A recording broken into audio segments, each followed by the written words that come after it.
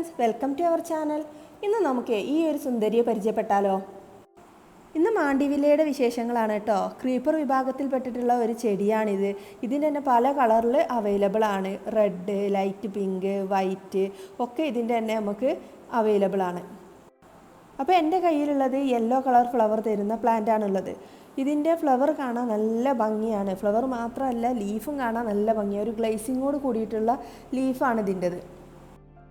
പ്രത്യേകിച്ച് വളപ്രയോഗങ്ങളൊന്നും ചെയ്തിട്ടില്ലെങ്കിലും നന്നായിട്ട് ഫ്ലവർ തരുന്ന ഒരു ചെടിയാണ് കേട്ടോ. നല്ല സൺലൈറ്റ് കിട്ടുന്ന സ്ഥലത്ത് വെക്കണം എന്ന് മാത്രമേ ഉള്ളൂ. നന്നായിട്ട് സൺലൈറ്റ് കിട്ടുകയാണെങ്കിൽ അത്ര മാത്രം നന്നായിട്ട് ഫ്ലവർ ചെയ്യുകയും ചെയ്യും.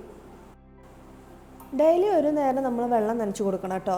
അതുപോലെ ഇതിന് വളമായിട്ട് ഞാൻ കൊടുക്കുന്നത് ചാണകപ്പൊടിയോ അല്ലെങ്കിൽ പച്ച ചാണകം കലക്കി ഒഴിക്കലോ അങ്ങനെയാണ് കേട്ടോ വളമായിട്ട് കൊടുക്കുന്നത്. വർഷത്തിൽ 2 തവണയാണ് ഞാനിതിന് വളം നൽകുന്നത്.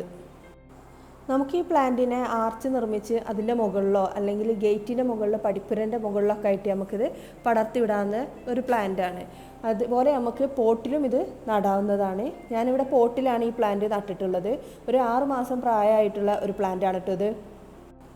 ഫ്ലവറിങ് പ്ലാന്റൊക്കെ ഇഷ്ടപ്പെടുന്നവർക്ക് പറ്റിയിട്ടുള്ള ചൂസ് ചെയ്യാൻ പറ്റിയ നല്ലൊരു പ്ലാന്റാണിത്.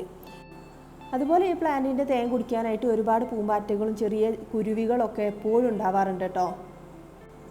അപ്പോൾ അതൊക്കെ കാണുമ്പോൾ നമുക്ക് നല്ല സന്തോഷമാണ്. മാണ്ടിവില്ല പ്ലാന്റിൻ്റെ കൂട്ടത്തിൽ ഏറ്റവും കുറവ് റേറ്റ് വരുന്നത് ഈ ഒരു യെല്ലോ കളർ ഫ്ലവർ വരുന്നതിനാണ് കേട്ടോ.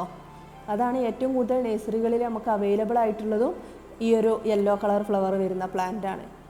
മറ്റു കളറുകളൊക്കെ അവൈലബിൾ ആണെങ്കിലും ഈ യെല്ലോ കളറിൻ്റെ പോലെ എല്ലാ നഴ്സറികളിലും ഇല്ല. നമുക്ക് ചോദിക്കുന്ന ടൈമിൽ അത് കിട്ടാൻ കുറച്ചൊരു പ്രയാസമുണ്ട്. അതുപോലെ തന്നെ ഇത് കട്ട് ചെയ്ത് പ്രൂൺ ചെയ്തൊക്കെ നിർത്തുകയാണെങ്കിൽ നല്ല ഭംഗിയിൽ നമുക്ക് മെയിൻറ്റെയിൻ ചെയ്ത് കൊണ്ടുപോകാൻ പറ്റുന്ന ഒരു പ്ലാന്റാണ് കേട്ടോ. ഇത് പെട്ടെന്ന് തന്നെ അതിൻ്റെ ചുറ്റുമുള്ള സ്ഥലത്തൊക്കെ ഇത് വേഗം പടർന്ന് പിടിച്ചങ്ങ് കയറിപ്പോവും. അതുപോലെ ഇതിൻ്റെ പ്രൊപ്പഗേഷൻ എന്ന് പറയുന്നത് ഇതിൻ്റെ കമ്പ് നട്ട് നമുക്ക് പെട്ടെന്ന് തന്നെ പിടിപ്പിച്ചെടുക്കാൻ പറ്റുന്ന ഒരു പ്ലാന്റാണ് കേട്ടോ.